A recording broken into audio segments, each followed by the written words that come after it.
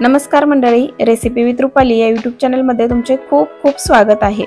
मी आज बनवलेली आहे जेवताना तोंडी लावण्यासाठी चटपटीत अशी कांद्याची चटणी।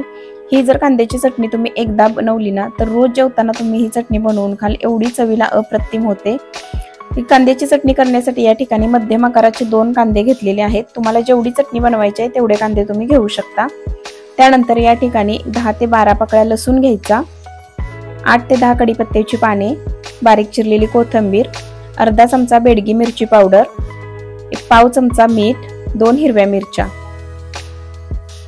त्यानंतर या ठिकाणी भाजलेले शेंगदाण्याचे जाडसर कूट 1 चमचा, अर्ध्या लिंबूचा रस, त्याचबरोबर 2 चमचे तेल लागेल। सुरुवातीला कांदे चिरून घ्यायचे आहेत।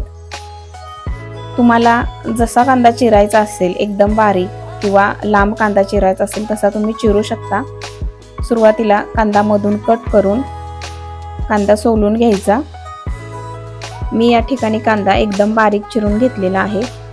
कांदा उभा चिरा किंवा एकदम बारीक चिरून घेतला तरी सुद्धा ही कांद्याची चटणी तेवढीच चवीला अप्रतिम लागते। ही जर कांद्याची चटणी जेवताना तुमच्या ताटामध्ये असेल तर तुम्हाला कोणत्याही भाजीची किंवा आमटीची गरज लागणार नाही। भाकरी बरोबर, चपाती बरोबर ही कांद्याची चटणी अप्रतिम लागते। तुम्ही नक्की एकदा ही चटणी करून पहा। अशा प्रकारे मी कांदा एकदम बारीक चिरून घेतलेला आहे, तो एका बाउल मध्ये काढून घ्यायचा।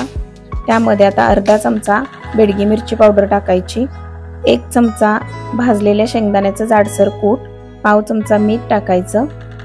त्यानंतर अर्ध्या लिंबूचा रस टाकायचा। लिंबूच्या रसामुळे कांद्याची चटणी एकदम चटपटीत लागते। तर हे सर्व मिक्स करून घ्यायचं। जर तुम्ही लिंबूच्या रसाच्या ऐवजी जर चाट मसाला टाकला तरी सुद्धा चालेल। हे सर्व व्यवस्थित मिक्स करून घ्यायचं। यामध्ये टाकायची एकदम बारीक चिरून घेतलेली कोथिंबीर।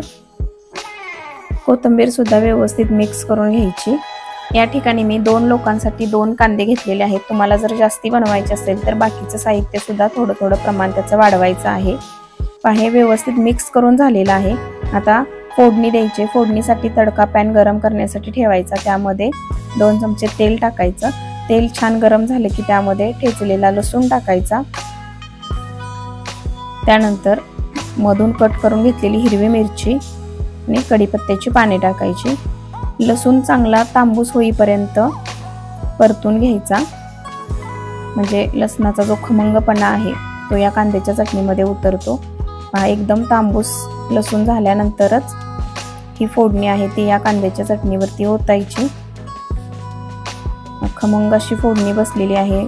फोडणीचा वास सर्व घरभर पसरलेला आहे।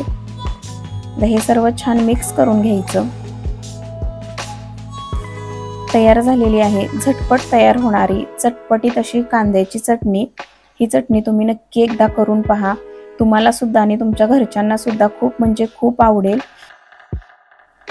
रेसिपी आवडली असेल तर लाईक करा, जास्तीत जास्त लोकांपर्यंत शेअर करा। आजची रेसिपी कशी वाटली कमेंट करून नक्की सांगा। त्याचबरोबर चॅनेलवरती नवीन असाल, व्हिडिओ पहिल्यांदा पाहत असाल, अजूनही चॅनेलला जर सबस्क्राईब केलं नसेल तर रेसिपी विथ रुपाली या यूट्यूब चॅनेलला पटकन सबस्क्राईब करा। पुन्हा भेटू अशाच खमंग चटपटीत रेसिपी सोबत। तोपर्यंत धन्यवाद।